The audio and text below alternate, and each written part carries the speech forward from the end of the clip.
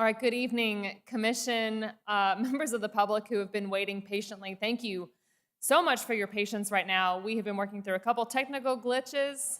There's nothing like the holidays to hit reset, right? Um, this evening's meeting, of course, you've just got staff in council chambers, and it feels a little bit like the old days because y'all are on the screen in front of me, and I'm standing in a room talking to you. But I wanted an opportunity in this first week of the new year for us to take a moment and recap a little bit about that future land use character map. Because after this meeting, you have 6 meetings scheduled between now and then to when we start putting into practice what you have been discussing over the course of the last year. All of those new zoning districts, the land use regulations, the buffers, all of those things that these special called meetings have been culminating on, we will be able to discuss in a practical standpoint when it comes to actually, as we so colloquially put it, change colors on a map. And so as we go forward, I'm going to make y'all a little bit smaller so we can see the full screen in front of us. But we'll talk about the future land use character map and how that was created. And let's remember, in that process going from July of 2018 to frameworks adoption in February of 2021, how many groups were involved? How many groups were represented in hearing their concerns? What might need to change? Those steering committee meetings that were held, our housing subcommittee meetings, our lake subcommittee meetings, the 325 members of the public who were there at Forum on the Future in November of 2018, followed by 450 at our open house in November of 2019. We collected comments and we heard so much input on that map and in that text as we went through this entire framework adoption process. And we got such an amazing document that we are now using to change our codes with. And that steering committee was such a vital part of everything that we did. So with our future land use character map, I think it's important, of course, let's remember together that when we begin to change the zoning on the map, and everything will get rezoned. Nothing will be left untouched. But our future land use character map will be our guide. And we need to remember together that it's not a mandate for development or for rezoning. It's just a policy guide that we will all use and the city council will use to implement the goals of framework. We implement it through our zoning regulations, and we implement it through public and private investment decisions. We use it as that basis for future zoning updates, and we remember together that you can have multiple zoning districts tied to any future land use character type, and we've been hinting at that and looking at that as we've been discussing a lot of these new zoning districts over the course of the last few months. So the differences between, of course, a future land use plan and a zoning ordinance, and it's important to remember that zoning has 2 categories. You have a zoning text and you have a zoning map, and together we use them to implement the goals of framework. So that future land use plan framework is a vision for that future, very general. It extends into the planning jurisdiction, those locations in the city that could annex in or that are within our planning jurisdiction in a place where their development and things that happen on that property could impact the city limits. It's not parcel specific and it isn't legally binding. We love it. It's a fantastic document, but it's a guidebook. Whereas the zoning ordinance is a legal document, the Zoning Board of Adjustment is the only entity, not even you as the Planning Commission, not the city council. Only the zoning board of adjustment can grant variances and departures from what is required. Our zoning ordinance is what is allowed on land now. Today, it is very specific, applies only to the city limits, and is, of course, parcel specific. So we used framework and our public input process to create future land use character types. And as you'll recall in the growing chapter, we have different land use categories. And the land use type definitions all have a description of that character of the land use type, the intent of it, photos and preferred examples, a list of primary and secondary appropriate uses, and building blocks or physical attributes. So height ranges, building forms, where parking is to be located, how sidewalks interface, how wide sidewalks could be. And of course, downtown core, as we sit in the middle of downtown with the windows open next to University Boulevard, you begin to understand how those primary uses and how the character types begin to fit in with changing zoning in the future. Your future land use categories, of course, are broken down into 5 major overarching categories. You've got some mixed use areas, commercial areas, neighborhood and residential, employment and industrial areas, institutional, and conservation. And we will use those to tie between your future land use categories on the left-hand side into proposed zoning districts on the left, or on the right side. And if I swap those around, I'm very sorry for what I just said. You've got suburban residential zones that we've gone over, your traditional neighborhoods, multifamily residential, which is in a future meeting. I believe that's your March meeting. Industrial, you've gone over. And so you could have something that's future land use character type is industrial that could fit into industrial light, industrial general, or industrial heavy as you've gone over in the past. And it will be up to this body to recommend to the city council what that ultimately looks like, what the most appropriate zone is. And as we move forward and we see what those land use regulations and the buffering that is provided, material standards potentially, what is most appropriate as we go to change the zoning on our zoning map. So as we apply that future land use character map, that vision becomes implemented over time. Yes, we will do one large batch of rezoning efforts, and what you'll see us do is a very similar process, but even more specific in how we created that future land use character map.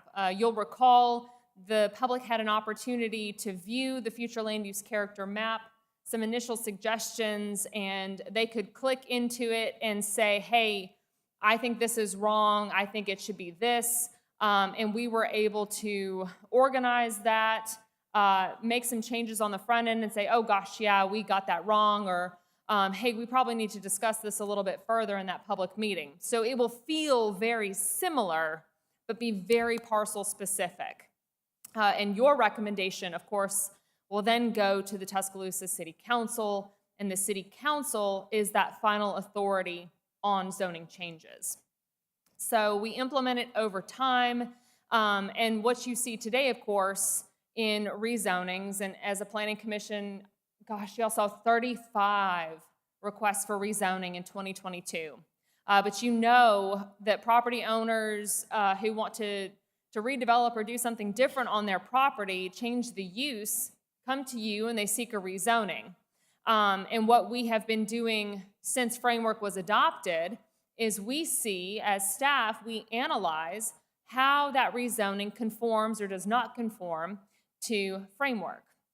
And within the text of that document as well, the character descriptions, we have extra guidance given to us as staff in that analysis. You've got things like desired uses, building form, intent of a district or neighborhood, and then we look at those goals as well.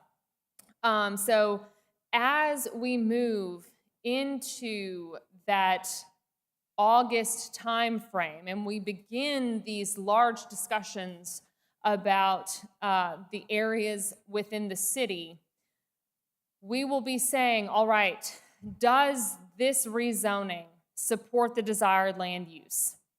Does it complement the neighborhood areas? Does it align with the neighborhood and district? Does it provide services or amenities? Does it help achieve the goals and objectives of framework? And if that doesn't align, we need to discuss it further. As you have such a great planning staff that works as that first line when folks come in and they say, hey, I've got this idea. The staff walks them through these questions to begin with.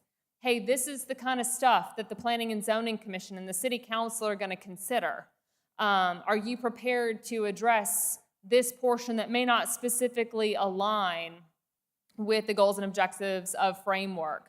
How can we get it into a place where it does? And so by the time it gets to you, know that it has been vetted. And then, of course, by the time it gets to council, it has been vetted twice since then. And so we will take that approach just on a much broader scale. And of course, this is important because our zoning code and full map were established 50 years ago. We have amended them nearly 1,500 times. And that quick math runs 1,500 divided by 50 is 30 a year. And of course, in years like 2022, where you saw 35 rezoning requests, and I think the year before was something close to 30, I think there were about 24, that math starts to line up. And of course, zoning codes is one of the most important ways that we implement plans like framework, that we begin to move the city in the direction that the community wants it to go in. And we address the issues, we create new regulations that reflect that vision that has been established for us. Of course, remember, and this is this parting moment that I'll leave you with before we talk about the next 6 meetings. But the zoning code does have limits. The things that the code can do and the things that it can't do. Remember that you're not going to be removing existing property rights today or forcing existing development to change. It will change moving forward, but right now, no. You can't regulate issues outside of things that are permitted by the state of Alabama, and it can't prevent construction of approved developments or proposals. There will be things that are, we like to say grandfathered in. So the things that the code can do, of course, we can apply, it applies to new developments, redevelopments, and you've seen that outlined in some of the proposed zoning that you've already been able to review. It supports public health, safety, and desirable building characteristics, sets the requirements for applications, and sets minimum standards for site and building design, et cetera. And those are those things that you've been going over for the last few months. So in terms of easing us back in, I know this is the first week of January, and what we need to look forward to for the next few months. In February, we are going to wrap up the development standards portion of the zoning ordinance, things like neighborhood compatibility. I know our neighborhood groups are going to be very, very interested in that, along with our business community as well. Open space, landscape buffers, building form and design. In the March meeting, we're going to wrap in a lot of administrative text for you to review. So it's going to be a thick packet, but a lot of it is administrative in nature and things that the zoning ordinance has in it today. But we need you to look at it again, and we need to finish out our residential zoning districts, mobile home zoning districts, and multifamily, as well as the historic overlay. Spoiler alert, we're not changing anything with historic overlay. Let me just get that out there right now. But we're not changing anything with the historic overlay as it sits today. For April 5th, we'll be discussing signs and billboards. And then May and June will be land use regulations and finishing out the text piece of the code update with subdivision regulations. And I know we have been doing these in pieces. Know that you will get a chance after all of this is done and we have provided the comments back. It will get put into a large PDF in full for review, and that review will not just be, hey, it's up, take a couple minutes and take a look at it and we expect you to vote on it. No, I want you and I want the members of the public to be able to look at it in its totality and provide comment back to us to make sure we're still good. Because what should happen at this point is just like you saw with framework, you had these piecemealed discussions. We got feedback from you, from the public. We asked for edits to be made, and by the time you got to that final document, it was what you expected it to be because the changes happened, and it was what the public expected it to be because those changes occurred. So that is where we're going, what our roadmap looks like for the next 6 meetings ahead of us beginning in February. So I know I said it as we were waiting for our technology issues to be fixed, but I will say it again publicly. I am immensely grateful and thankful for all of the work that you as a planning commission have put into this. I am thankful for the work that the members of the public, the stakeholders who tirelessly get that large email from the planning staff or from me, and they say, all right, Kreitz, we're gonna look at it. We're gonna read it, and you provide feedback, and we keep on going. And that's what's been so very special, is just the continued buy-in and the belief that this is something that's gonna work. And I'm very, very grateful to that.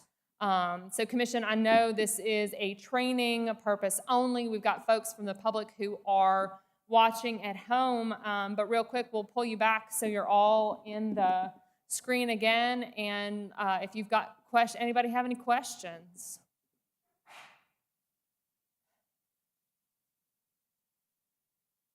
Okay. No questions? Well, Commission, I appreciate you. Mr. Harrison sitting behind me. I didn't want anybody to think that he's not here, but we've got Mr. Harrison here as well, and members of the staff in council chambers. I hope everyone had a great holiday season, and we will look for you at the February meeting in person, public hearing. And with that, thank you and good night.